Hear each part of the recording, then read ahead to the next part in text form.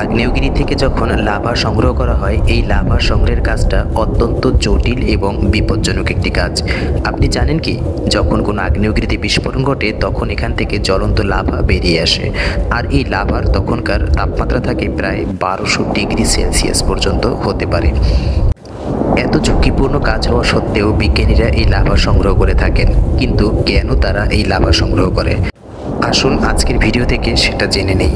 আসলে যখন একটি আগ্নেয়গিরিতে বিস্ফোরণ ঘটে তখন পৃথিবীর গভীরতম স্থান থেকে এই লাভাগুলো বেরিয়ে আসে।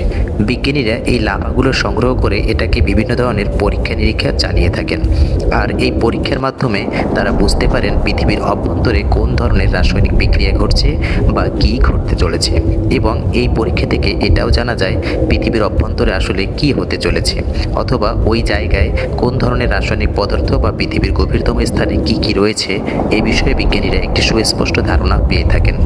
তবে এই লাভা সংগ্রহ করার কাজটা হচ্ছে অত্যন্ত বিপজ্জনক কাজ। যেহেতু লাভার তাপমাত্রা প্রায় 1200 ডিগ্রি সেলসিয়াস পর্যন্ত হয়ে থাকে, সেজন্য যদি একটু ভুল করে থাকেন বা একটু অসাবধানতা হয়ে থাকলে আপনার জীবন নাশের হুমকি থাকতে পারে। এজন্য বিজ্ঞানীরা যখন এই লাভা সংগ্রহ করেন তখন তারা বিশেষ ধরনের পোশাক পরিধান করে থাকেন। এই পোশাকগুলো তাদেরকে এই লাভার অত্যাধিক তাপমাত্রা থেকে রক্ষা করে থাকে। এছাড়াও আমরা জানি পৃথিবী যখন সৃষ্টি হয়েছিল সূর্য থেকে পৃথিবী সৃষ্টি হয়েছে। সূর্য একটি জ্বলন্ত অগ্নিপিণ্ড, সেখানে নানা ধরনের রাসায়নিক পদার্থ জ্বলন্ত অবস্থায় থাকে, আর এই জ্বলন্ত পদার্থগুলো কোটি কোটি বছর জ্বলার পর একসময় নিষ্ক্রিয় হয়ে যায় এবং সেগুলো একসময় সূর্য থেকে ছিটকে পড়ে যায়। আমাদের পৃথিবীও সূর্য থেকে এরকম ছিটকে অনেক দূরে তার কক্ষপথে এসে পড়েছিল। তবে এই নিষ্ক্রিয় পদার্থগুলোর সাথে অনেক তেজস্ক্রিয় পদার্থ থেকে থাকে। এই আগ্নেয়গিরি ঠিক সেরকমই। পৃথিবীর অভ্যন্তরে যে জ্বলন্ত রাসায়নিক পদার্থগুলো এখনও জ্বলন্ত অবস্থায় আছে, সেগুলো আগ্নেয়গিরি থেকে লাভা আকারে পৃথিবীর বাহিরে বেরিয়ে আসে। আর এই লাভাগুলো পরীক্ষা নিরীক্ষা করার মাধ্যমে বুঝতে পারা যায় পৃথিবীর মধ্যে বা পৃথিবীর অভ্যন্তরে কোন ধরনের বিক্রিয়া চলছে বা কোন ধরনের কার্যক্রম বা রাসায়নিক বিক্রিয়া বর্তমানে চলে থাকছে। তো ভিউয়ার্স, এখানে দেখা যায় বিজ্ঞানীরা সবসময় এইরকম যখনই কোনো আগ্নেয়গিরি বিস্ফোরণ ঘটে তখন তারা সেখান থেকে লাভা সংগ্রহ করে থাকেন।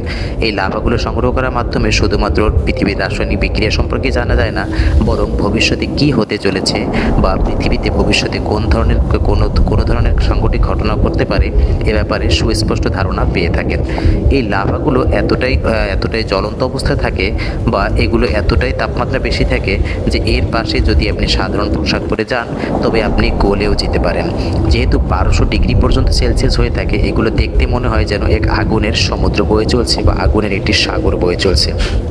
তো ভিউয়ার্স, এ ধরনের বিজ্ঞান এবং মহাকাশ সংক্রান্ত নানা ধরনের তথ্য পেতে বা এই ধরনের ভিডিও পেতে আমাদের পেজটির সাথে থাকবেন।